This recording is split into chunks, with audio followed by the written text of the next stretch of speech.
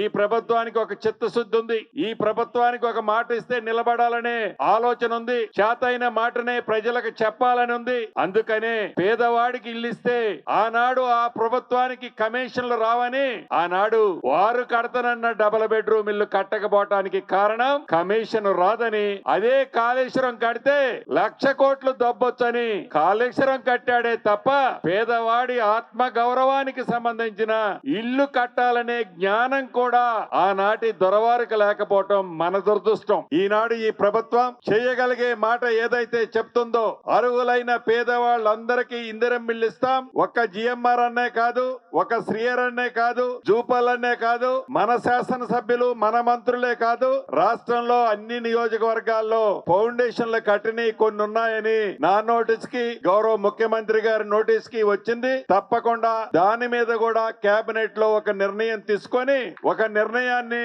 రాబోయే 2వ శాంక్షన్ లో దాని మీద నిర్ణయం ఇవ్వటం జరుగుద్దని కూడా ఈ వేదిక ద్వారా తెలియజేస్తున్నాను.